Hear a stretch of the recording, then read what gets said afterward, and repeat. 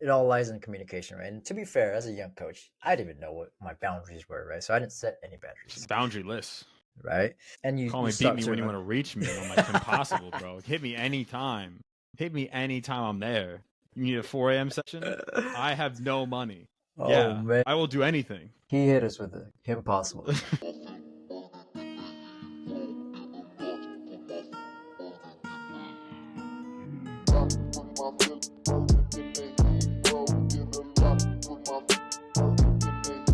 JT, what are we talking about today, bro? Man, political things. Sabrina Carpenter, Check, and check. inconsistent clients. How do we deal with that? All in the same combos. My normal Tuesday morning, I guess. Okay. Yeah, that's pretty standard fare. It looks like you're Right? drinking a spiked Topo Chico seltzer. I saw For this those from listening, a it's not. podcaster, another podcaster. His name's Chris Williamson. That's where I first learned from. Modern Wisdom. Shout out. I love that show. Good. Tap in. Nice. Good person to really listen to. I don't know if other people listen to it. It's one of those self-development. I would say self-development. Okay. And it's got you ripping mid-morning hard seltzers. It's labeled as, it's called Noon Tonic. It's labeled as a nootropic drink, or productivity drink. Sorry. Okay. If there's anything productivity nootropic on it, I'm like, just give it to me, whatever, bro. I'll tell you what happens after that. I don't need to see it. Let me try it. Whatever. I'll tell you the results. Get your brain super stack going on. But damn, all right. Like you said, how the heck do you deal with inconsistent clients? Do you think it makes sense to talk about this in two different ways? Like talk about it like a group, and then how do you deal with an inconsistent one-on-one client? Or should we just do a smorgasbord? Let's define what an inconsistent client is. Okay. What is that? In your head, what does that mean? Yeah, I'm thinking there's probably like two camps. There's the bailer, right? There's the one who's always ducking out with an excuse or something pops up, whether it's, whether you think it's legitimate or not, doesn't matter. They're missing sessions, at least, 1 or 2 sessions a week at the last second. And then there's the person who's just like the fair weather class attendee or session attendee who's, maybe you hold group classes, right? And they come every other Monday, or they come 3 times a month, 4 times a month. And again, it could be individual or group. What are your thoughts? Anything to add to that? Yeah. I mean, I've been wrestling with this thought a lot as I have a lot of conversation with coaches. And I think it's inconsistent relative to what? Right. And is it inconsistent relative to their goals, or is it inconsistent relative to the members that come consistent, which I think we could probably call them your 3 to 5 days a week members. And they're going to be a standard Monday, Wednesday, Friday, or Monday, Tuesday, Thursday. Like, when they're coming, and it's weird when they miss. Right. Yeah, and I guess more from the lens of a group setting, we see those in comparison to the ones who you only see every Monday. And when I think of that, I'm like, all right, what if I think they're pretty consistent relative to them. Like if they come one Monday, every other Monday, and that was their intention, that was like, oh, like they're pretty consistent, right? Consistent. Yes. Yeah. 100%. Yeah. Even if you're coming, even if you think, all right, and this is a conversation I had with, many a personal training client back in the day, even with some off-season athletes, like, your goal is X, whether it's performance related, aesthetic related, and you only can come in 2 times a week. And typically that's because of, financial reasons, right? Like, if you're paying for one-on-one sessions, they tend to be more expensive. Maybe you're just can't afford multiple sessions, which fully understand, or, time-wise, it just doesn't really work in your schedule. So you're coming 2 times a week consistently, but like we know, if you want to reach your goal in 3 months, 6 months, whatever it is, you probably need to be training more than that. But that 100% still falls in the consistent client bucket for me. Like, I'm thinking of people who are like, you don't know when you're going to see them. When they pull up, it's a surprise, right? It's like, they came on Monday this week, they're coming on Wednesday next week, they're missing the following week, and the week after that, they're coming on Friday. Like, it's just, you have no clue when they're about to pull up. Sometimes they come morning, sometimes they come midday. You know what I mean? It's just totally random. And in the context of our convo here, I think it'd be fair to at least frame it in that lens, where it's inconsistent to the program that we're Mm, creating, yeah, right? And for that's sure. usually where a lot of these statements come from. And it's a thought that I try to keep in mind a lot is, even if they're inconsistent to our program, we still have to understand they're probably consistent in some sense in their head of where they are in their life, their schedule. Because even if they're coming for a program or a free program, it's not free. They're, coming, they're paying their time, Time. and Yeah. attention for you. So I think it's just a matter of understanding what is relative, and then when we're talking about, and when we're complaining as coaches and saying, like, they're not consistent, like, it's just a matter of if what we're comparing it to, and not getting mad about it, because there's no reason. We can't really control the what we deem as inconsistent clients, and there's things that we can control. So I think it's something to really frame, so conversation can be you know productive, to see what we can do Yeah. for those, right? I like that note though of like, is it consistent relative to their goals? Because again, as coaches, I think we often fall in the trap of thinking that our offering, our program, our whatever is the right thing for them. Like, this is the thing that you need. Like, I know how to get you where you want to go. But, even thinking back at clients who I'm like, man, this person's so inconsistent. Like, they never show up. Like, what are they even doing? And then eventually having a conversation with them, and they're doing something outside of the gym that they love to do, and like that's their thing. Like, I could think back to being in San Diego and a couple clients who just loved climbing. Mm-hmm. They just loved climbing. Like, that was their thing. And they'd come to the gym probably like 3 to 5 times a month, like sporadically to classes. And they were like, yeah, I come because it's fun on days when I can't get in climbing. And this is just like a way for me to be active. I'm not necessarily trying to get leaner or stronger or like a fitter. This is just, I just come to move my body. And I was like, oh, here I am thinking Right, that, right. like, man, this person's not making fitness work in their life. They're never going to reach their goal. And it's like, no, they're there. They've got it. They're doing exactly what they want to do. Who am I to think that this random, group strength class is the thing that they need, when they're getting so much activity that's great for them outside of it. You know what I mean? And that only came from like having an actual conversation, being like, pulling them aside and be like, so like, what do you like? I feel like I never see you in class. Like, why don't you come through more? And them having a really, really good reason, and me just looking like dumb as hell for not asking sooner. Yeah, I mean, so many thoughts come from that. And when I look back, and I complain a lot about the same complaints, like they're not coming to class, and no one's really about it. They're not about that life. I'm making this program for them. Like, I think a lot of it stemmed from ego, one, but two, I look back, I wasn't asking the right questions. Like, to your Yeah. example, I should probably know that uh, Phil liked climbing outside of this, and I didn't even ask him what they enjoyed doing, right? And just because there was 20, 15, 20 people, like, that's my fault for not asking him what he likes doing, and that's my fault for getting mad for thinking that he wants to go climb instead of coming to my class. So it's like, it's one of those realizations where I'm like, okay, Yeah. um, Yeah. let me take a step back here real quick, right? Yeah.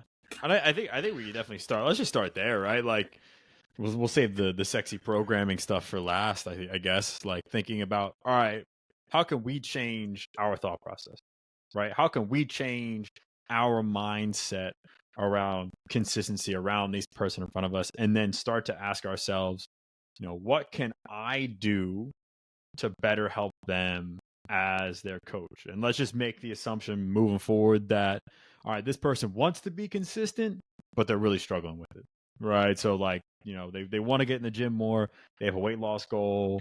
They have a body recomposition goal. They have a, getting back to play in shape goal, whatever it is. They want to be consistent. They're struggling with it. How can we start to shift our mindset from this person sucks and they're not about that action, they're not about this life, to, all right, what can I do for them? Like, how can I make this easier for them? Yeah, I mean, it's an interesting thought that you really have to reflect on as a coach. A lot of the things that I think about is what are the things obviously that I can do that I have control over, and the things that I don't, right? And there's a lot of things that you don't, and there's a lot of things that you don't know that you don't know. But first, like the things that we can control, I can control as a coach is the program. And if I look back, the reason I got mad, the reason I'm like, damn, they inconsistent, bro. Because I spent hours doing the program. Like I cared about the program, no one's doing it. So I think that's one thing. I think a lot of coaches get mad about. Like they put so much time and effort into this, creating these X's and O's, and understanding the the time, the oh, should I do this phase, and when they don't come, it's like it's kind of feels disrespectful, right? And you get to a point, it starts to happen more often times than not. You're like, whatever, I'm gonna throw this whiteboard up, bro. It ain't coming anyway. I'm gonna do whatever I want today, So I think we have to understand that first, like why we're getting even mad or angry when it's like, for what? Like, let's care first. What's wrong with caring? Let's care first about the program. Like, it doesn't matter who's taking it. Yeah.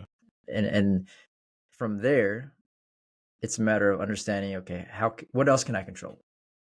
Right. Yeah. So I don't know. There's that's where I first start. But what do you think in terms of shifting the mindset?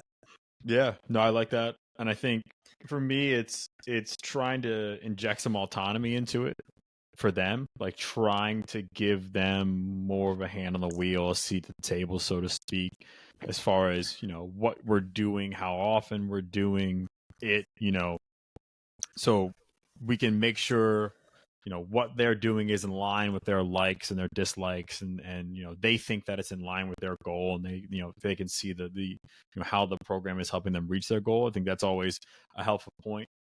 Beyond that, I really do think it's early on still. It always comes back to this relationship piece because we work with humans, but can you build a strong relationship so then that you can educate from there, and it's not just you like throwing a bunch of stuff at them, like making them feel dumb for not knowing the stuff that you studied multiple years for and continue to study, like that you're an expert on. Like, let's build a relationship over time. Again, that can be tough if they're not coming in consistently, so I fully understand that.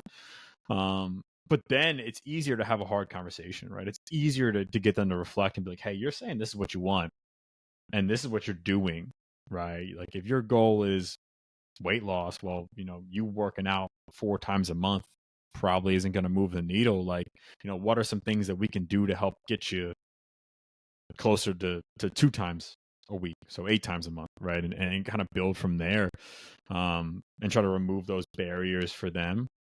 Like, I think that's another big piece of it. But then at a certain point, I think it's okay with understanding like they might not be ready for change right now.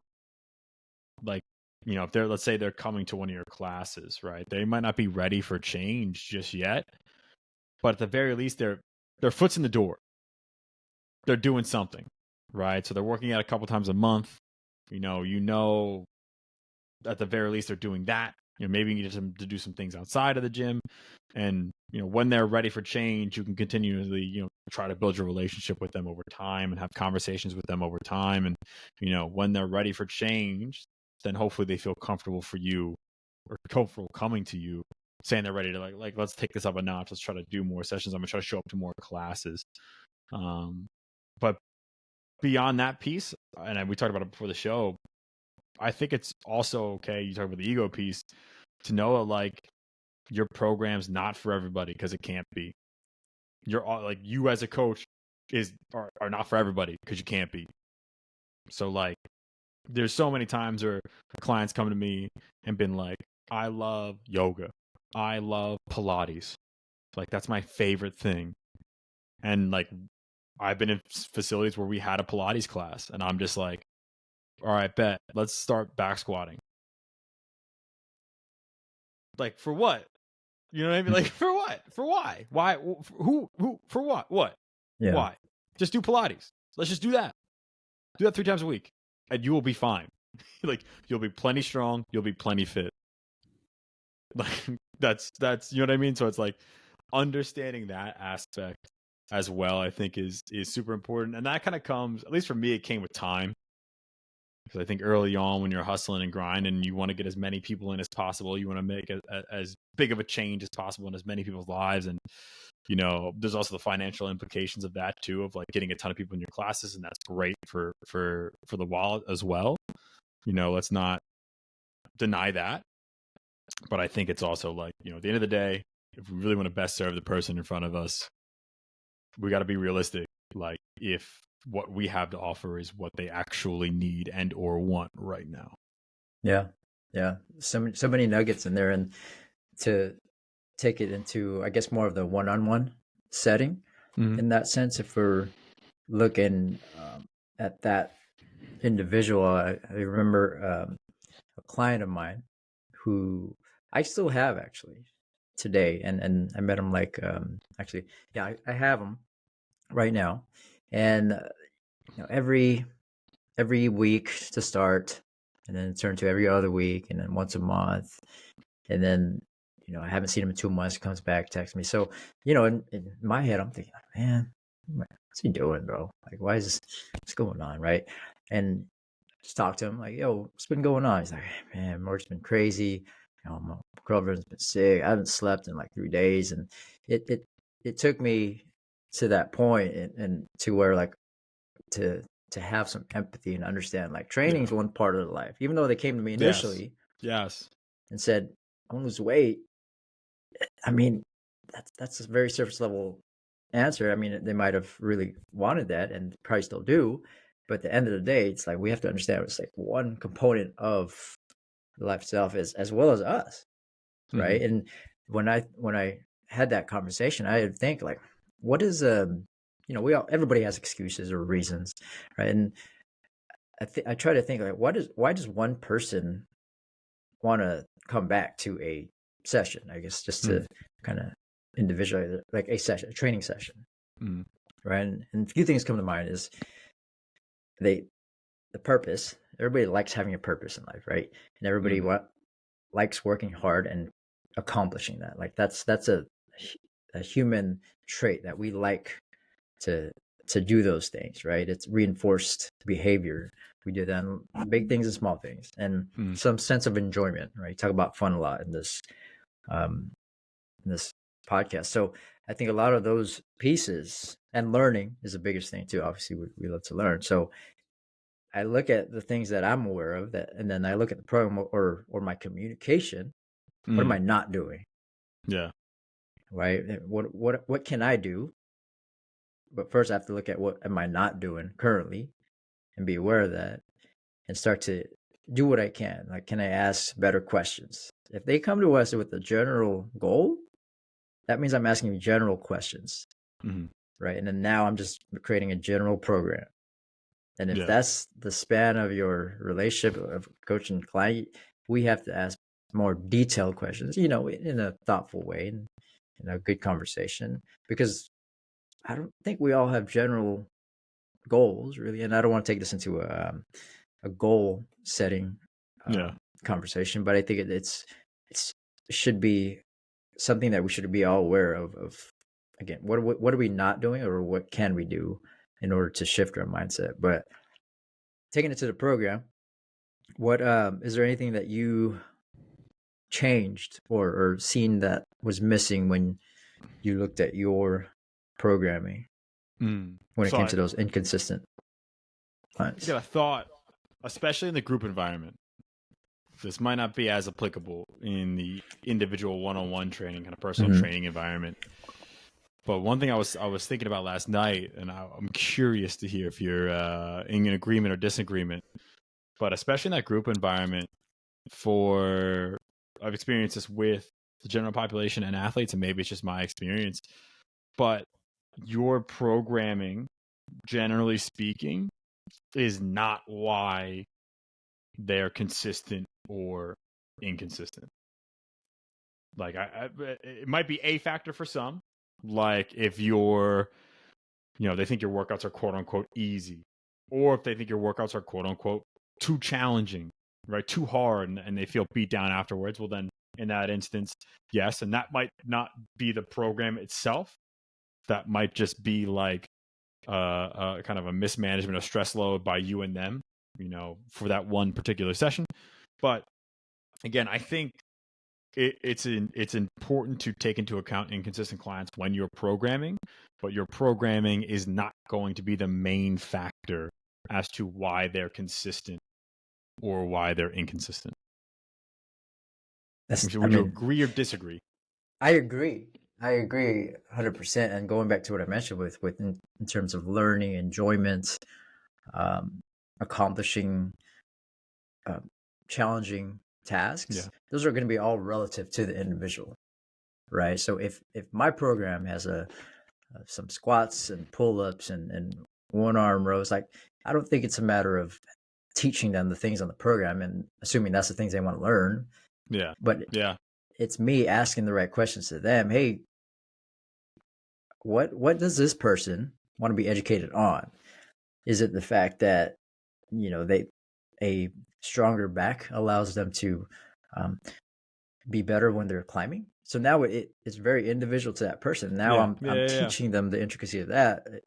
If I just said, everybody, this is the importance of a squat, I'm talking to everybody, and then, like, some people might hit, some people you won't. And I think it's just understanding, like, again, how do we individualize the communication of how we deliver the program?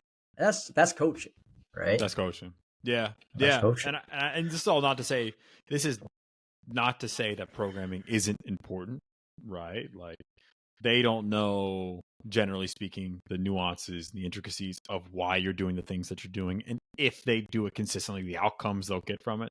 They just know, my goal is this. I know this is good for me.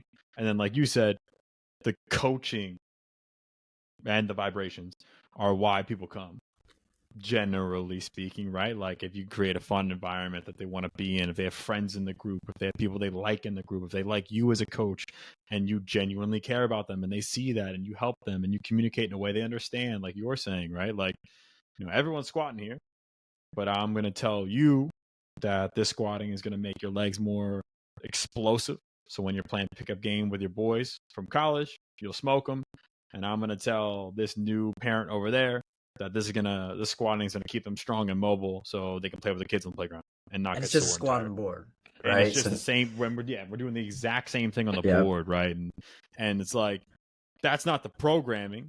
That's how you're communicating it. Yeah. Right. And individualizing the things for them in an effort to get them to buy in, like you said, to educate them. Like, and that's where I think it's easy to not do that in a group environment because you might not fully understand why every single person is there.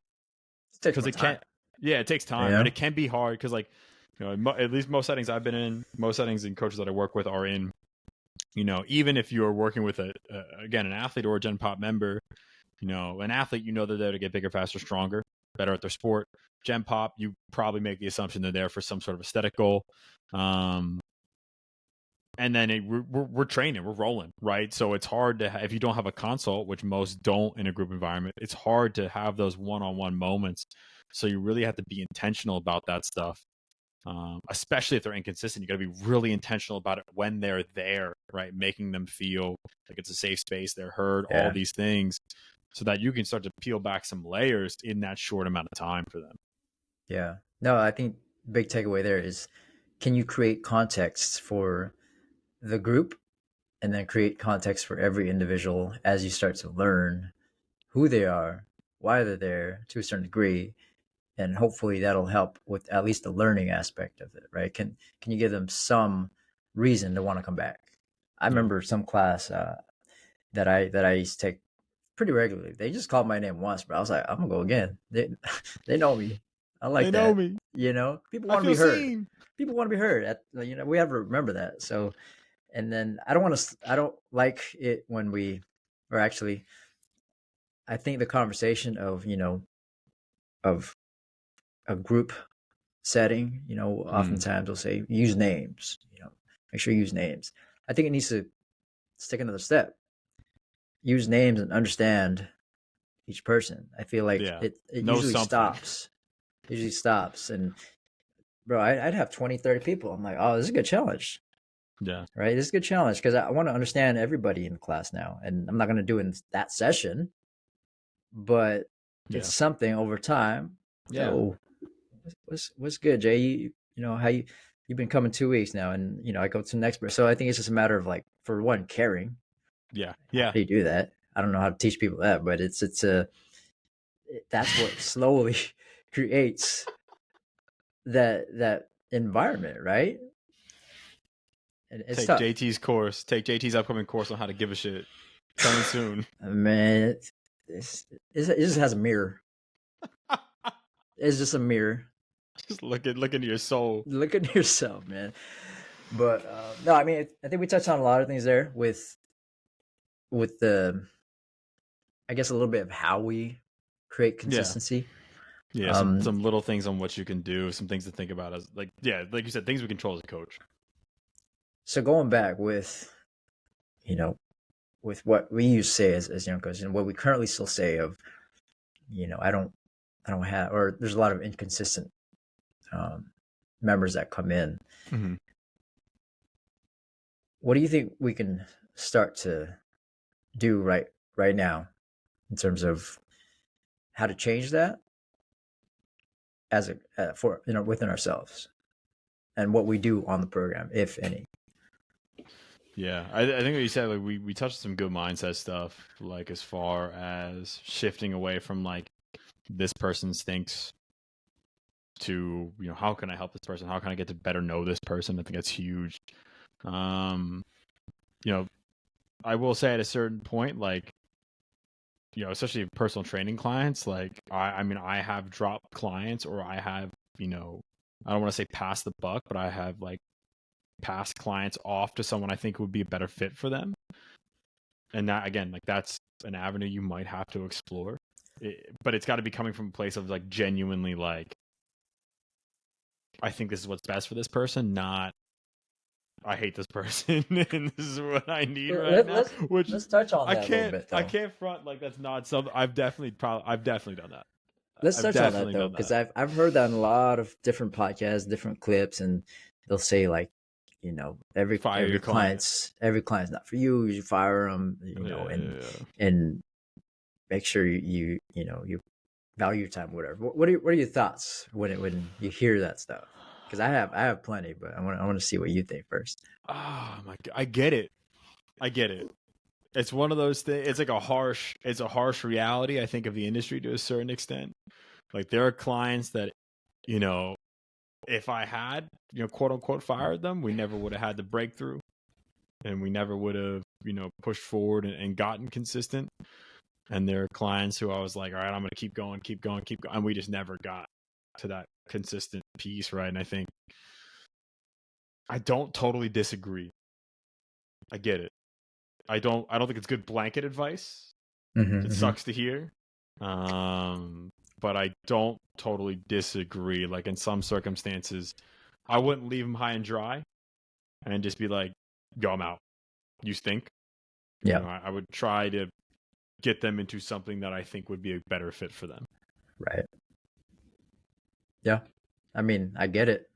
Like I said, I heard that. I'm like, let's go. I'm blocked, right? No, I think it's a matter of like, when I hear that, I think it's missing a big component of like, have a conversation with the client that you think you want to drop. Yeah. Because I'm sure there's a lot of things that you don't understand, for one, and for two, like maybe there's things that you're not doing as a coach. Yeah. Yeah. And if there's things that that are outside of your values, that's fair. Whatever it is, like if the client says, text me, follow up on me every day, and you don't have the time, like it's fair. Then you start to understand like, what does this person need? What are the actual needs of this person? And then you hand them or off. The opposite, like if they're blowing you up and not, like, that's what I meant. Yeah. Not respecting boundaries, like again, reset. Like, and that's another thing. Like, I think oftentimes in my cases, it's been we never set any boundaries.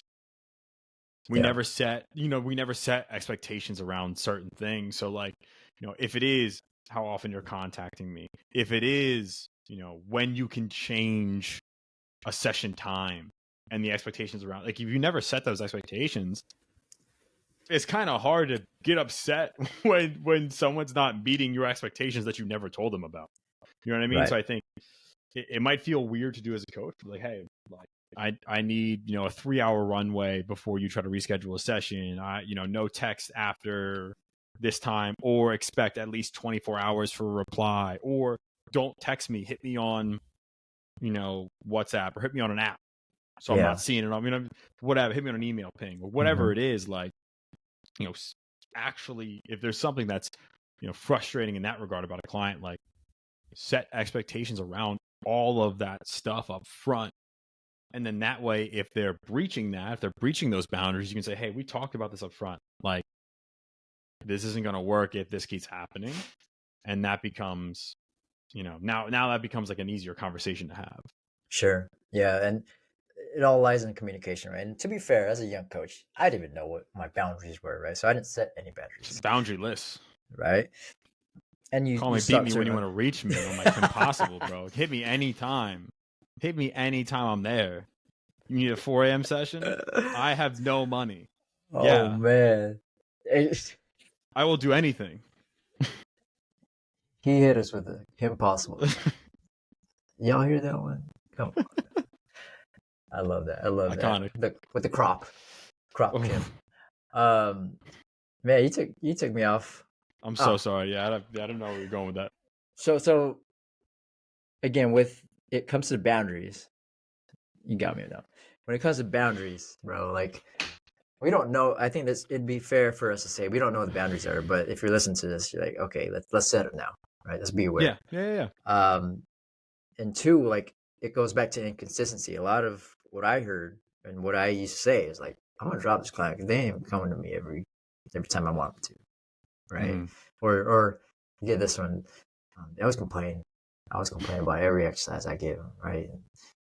They don't want to do what I do. Like when I say, flatten your back, they bend it more, and basically it stems from our poor communication, our lack of skill to deliver the message that we have in our head to make sure that person perceives it the way we want them to.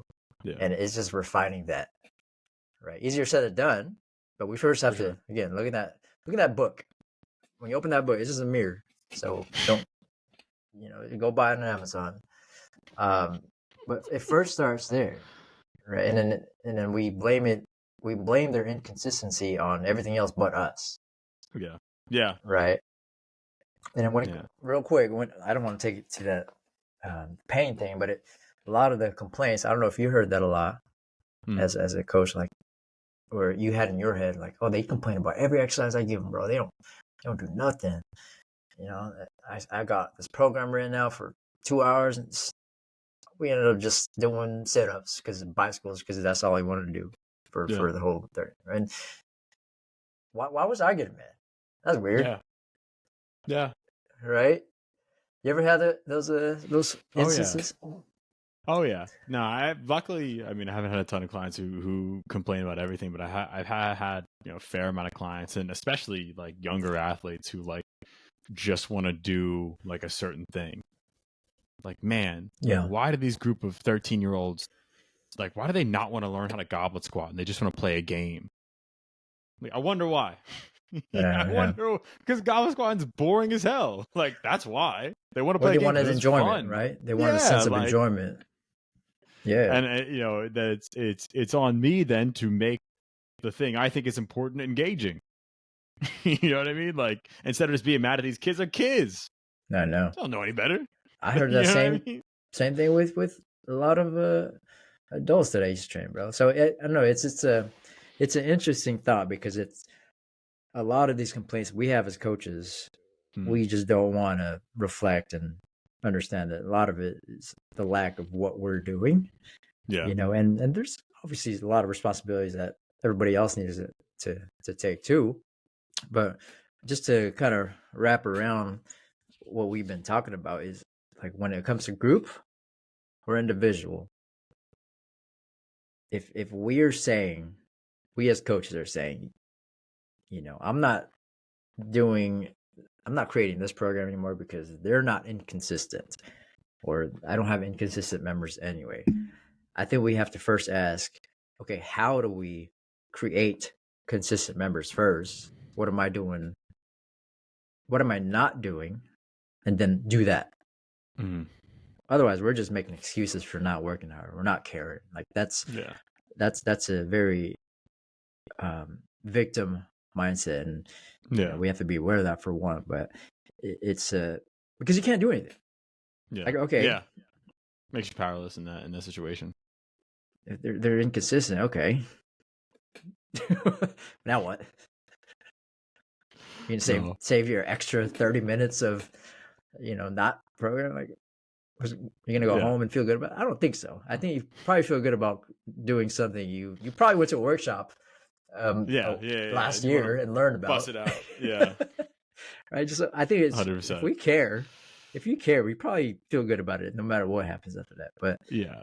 What other takeaway you think we can start to do when we say this in our heads?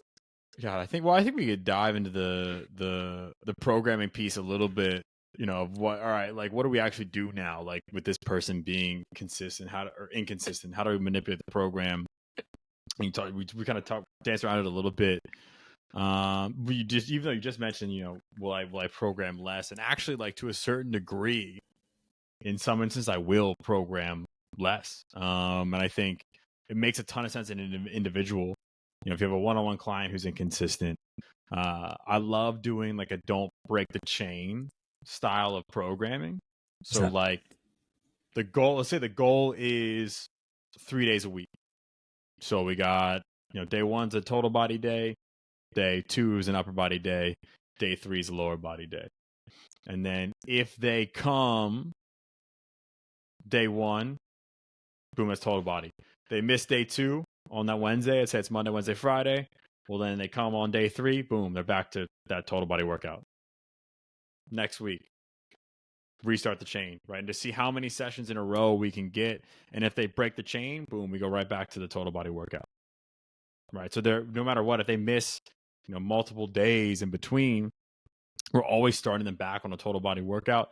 So we're getting some sort of upper body pushing and pulling. We're getting some sort of lower body pushing and pulling. So it's like, it's not putting a massive stimulus on them from a strength perspective or a hypertrophy perspective, or even like an energy system perspective, but we're making sure we're checking all the boxes. So at the very least, we're maintaining something, right? Or if they're very new to training, then they're potentially getting a little bit better. They're potentially getting a little bit fitter, starting to learn how to do these movements. So I love that kind of process, that kind of idea. So it's a robust strategy that makes sure we're taking into account those inconsistencies, and it's not like weeks before they've hit a squatting pattern or a lower pushing pattern. It's not weeks before they've done an upper body pulling pattern, because we're always starting again with the total body session. And I've done this for a lot of older guys that I've trained who just still love blasting, chest and biceps. It's like, let's earn that day. If that's the day you want to crush, let's earn that. So we'll do total body, then we'll do lower body, and then if you hit those two back to back, then we're blasting upper body. As a means of, and I've had that work really well. I've had that backfire. I think it's just, again, coming up to your judgment and trying something out and see if it works. But I love that don't break the chain strategy. It's an atypical program design, but I think it's a great way. Consistency is the main thing. Like, I don't think we've said that yet on this episode specifically. That's the end all be all. If you're not consistent, you're not going to make any progress towards the thing you want to do. So we have to be in service of that with the programming. Even if it's like quote unquote suboptimal on paper. Yeah, and to be clear, we have to be consistent first, right, in order for anything else to happen. Just to reflect what you're just saying, right? Because obviously we can't control inconsistent members, but we can control consistent programming. And something I like to do too is, well, I think they have to be consistent too, though, right? Like, well, they have, yeah, and I think that's a lot of coaching. But I think, yes. Sorry, I understand what you're saying. Yeah. There's the balance is what I'm taking away from that of how do we create balance, right, Yeah. for those consistent members. And we haven't touched on it yet, but we talk about this a lot. Like, how do we at least for that one or two people that come consistently, at least help them. Yeah. Like reward them 100%. And we think about the other 12 who don't come consistently. Like, we always think about the negative too much, right? Out of, but at least how do we make sure those people that do come consistent, we're consistent as well. And I like the thought of just making sure we're not doing them a disservice, right? Because that's very important. But going back real quick to the programming, something I like to do, like you mentioned with the total body 1, 2, and 3, you mentioned like kind of wrapping it around, right? Having maybe total body 3 next week or second week and 2 third week. Within the days, I like let's just say day 1's like a lower body push with some squats and then upper body pull with some pull-ups. If the assuming the Wednesday will be on RDLs, and then you got some bench press, dumbbell bench. We could assume, or we can see through behavior and the lack of consistency of the members. Like if Sally comes Monday and they're not coming Wednesday, all right, the last 10 minutes of the class, assuming it's a 6-minute class, all right, now we're doing bust out some dumbbell bench or some push-ups, or any horizontal push, followed by some, lower body pulling to some degree, just to get some stimulus of them. Yeah, just touch it. Touch on it a little bit, and then even if the consistent members come again for day 2, like it's not gonna drive their stimulus too high. It's actually probably gonna be a good balance for them regardless. So I think there's ways we can really find that balance within each day and each week for driving both the consistent members and also the inconsistent members to some degree. Yeah. Right. And that way, again, like you said, we're not going to screw up. Like, why would we ever screw over the consistent folks? We should be rewarding those folks with some gains, right? With getting better in a meaningful way, progressing in a meaningful way. So like, let's say our primary movement, our secondary movement, like in this instance, right? Like we're doing a squat and a pull up or a squat and a bent over row. Like those are the main things. Like, let's hammer the hell out of that. So the consistent people who come every Monday, they're getting better. They're seeing progress objectively. We're showing them they're getting better, stronger, whatever it is. And then they're not getting too fried from that, finisher, from that, auxiliary stuff, that auxiliary circuit, whatever it is, where it's like, hey, I know tomorrow we're going to hit RDLs heavy, or Wednesday, 2 days from now, we're going to hit RDLs heavy. Like, just move through it. This isn't going to smoke you. You know what I mean? If anything, it's going to help them learn the pattern even more. Yeah. There's a lot of value in that, teaching the patterns already, from a motor learning standpoint, and make it easier for you the next day. But also getting stimulus to the people who are not who are not consistent in our heads, and still try to get what we can with them. So a lot of value there from a programming standpoint, and things that we can start to incorporate that's on the board, right? We're on paper to do what we can at the end of the day. I love the I think it's a Dan John quote that I might have said on here before, but if something's important, do it every day. And if you think, squat, hinge, push, pull, lunge, carry are like typically thrown around as like these are the foundational patterns in the weight room, like if you think those things are important, like I would probably simplify it into saying like doing some sort of upper body pushing and pulling and some sort of lower body pushing and pulling is important. So let's just do that every day in some way, shape, or form. One way that I found really, really easy to sneak in is the warm up. So just do it in the warm up every day, right? And I love doing it through like barbell or dumbbell or kettlebell complexes, like in the warm up. So you can just do them all light. You can start light and progress in weight. But I'm doing, an RDL, a lunge, an overhead press, a bent over row, like 3 sets of 5 as a warm up complex. But for that inconsistent person, yes, it's at a low load, but they're getting some stimulus in a pattern that they might miss for the next, week or two based on just how they show up. So like doing something like that can start to build a little bit of work capacity for everybody, but especially for inconsistent people. But then it also, again, like doesn't screw over the folks who are consistent. You know what I mean? Like that's just their warm up, and then we can go into some primary stuff where they can get after it. And I generally like taking, like, kind of like you mentioned, like this robust approach where we do total body every day, whether it's 4 days a week, 3 days a week, in this group environment. So again, we're making sure we're making account for the consistent people, and we're just changing the primary movements each day. But I think there's also a time and a place where it's like, you know what, for these next month or 2 or 3, like, let's really reward the consistent people. Like, let's do like a specific phase of training that they want to do. Sometimes it's like a little buns and guns going into the summer. Sometimes it's a little strength in the winter. Like whatever they're into. Like, hey, y'all been talking about getting a heavy deadlift. You know what? Let's do a big deadlift cycle. Let's do a big deadlift phase. And like, inconsistent folks, you're just coming in and getting a workout in. Yeah, you're missing stuff, but like, oh well. Like it's just, this is not forever. It's just for a couple of months. So again, you really get to throw those people a bone and show them that, like, you're kind of rewarding them for being consistent, for coming through all the time. Yeah, no, for sure. And going back to what you say with it doesn't hurt to do a total body, or it's almost beneficial to do a total body every day. And you do your push, pulls, carries, hinges, squats. Yeah, that's fair. I've heard it being said of like, just do a total body every day. You pushes, pull, squats, right? And I think there's intent behind one versus the other.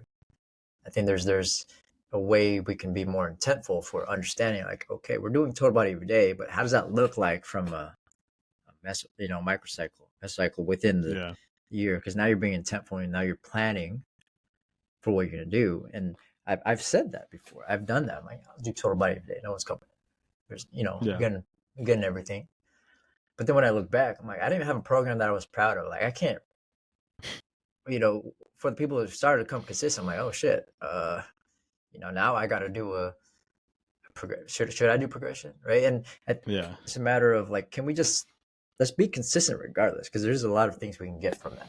Yeah, that's a good catch. Like total body every day, in a way that does not screw over the consistent people. So it's not workout of the day style. It's still a progressive program. I'm still doing upper body pushing and pulling and lower body pushing and pulling every day. It's just, maybe day 1 is lower body pull primary, and we're doing heavy RDLs and everything else is lighter. Day 2 is upper body push and pull primary and secondary. So I'm doing heavy bench and rows and everything else is lighter. And then day 3, if I'm doing 3 days a week, is, heavy squats. So heavy lower push primary and everything else is lighter. And I could just progress those in some way week over week, whether I'm adding volume or whether I'm adding intensity or whether I'm doing both, whatever the goal is. And then just, vary the movement patterns throughout the year. And that should be able to get you through a lot of the year, having a progressive program for the folks who are consistent. But then also, if someone's coming in 5 times a month and it's random, they're going to see every pattern each time. Mm-hmm. And that's suboptimal. Like, I'm not trying to pretend like this is an optimal program for strength or hypertrophy or weight loss. I think group training to a certain extent is always going to be a little bit suboptimal. We have a ton of constraints on our specific context. Sucks, bro. Group training sucks for both the coach and the users. I'll tell you that. Just shredding group training. I think there's a lot of positives to it. There's definitely a lot of negatives to it. But again, all like, there's no perfect world. There's no perfect scenario, even if you're working with someone 101. So I think it's like, how can we make the best out of our context? Yeah. Like that's the mindset we have to have all the time. So it's not optimal adaptation, but there's still adaptation. Yeah. We're just not maximizing it. Yeah, 100%. And I think it's like the whole journey, not destination, right? We could always strive to have optimal can you tweak and make it better? That's just the mindset we have to have, right? And I think to the arguments of like, what if I just do total body every day, bro? And, what if I do push? We get everything about, we'll have a general program for this general class. I get 20, 30 people anyway, right? And you'll get a lot of people who like who don't care, which is fair. You're probably catering to that. But then if you Mm-hmm. you think about it, you also lose a lot of people who do care. Like, oh, Yeah. because I've heard people not come to my class anymore, and I hear feedback and say like, "Hey, he was just doing a general program every day," and I don't know. It feel like I wasn't progressing, right? It feels like I Yeah. wasn't going anywhere. I was just going to class, and I didn't feel good about that. I didn't feel good Yeah. about like not helping the people who wanted to be helped, and to some degree, the people who were coming consistently because it was just like whatever class, they didn't come. They didn't end up staying anyway. So I think from a long term perspective, there's still value in like having an intentful, thoughtful Yeah. progression for as a coach and for the members who do come consistently. Yeah. Not a bad idea playing the long game. Yeah. So I don't know. There's so many nuggets, man. I want to keep talking about here, but I think we can land the plane. Unless we could do it 3 hours today, bro. I'm good with that. No. We're landing the plane here. Yeah, the landing gear's out. You rip your Topo Chico hard seltzer, Come and on. we'll I'm send fired up. you on your morning. I'm But fired up. JT, where can people find you? All right. You can find me on IG, coachjt.hp. Find me on IG at Nashville. You can find the show on IG and YouTube at Pushin Performance. No G, as always, if you're rocking with the show, buy JT's book. What do we call it? How to give a Man shit. in the mirror. Man in the mirror. Yeah, how to give a shit, but How to give a shit. It's just a mirror, bro. John Tabancura. As always, though, if you like the show, leave us a 5-star review. Leave us a little rating. Share the show with someone you think could level up, a friend, a colleague, whoever. And as always, we will catch you next Friday. Peace. Peace. Put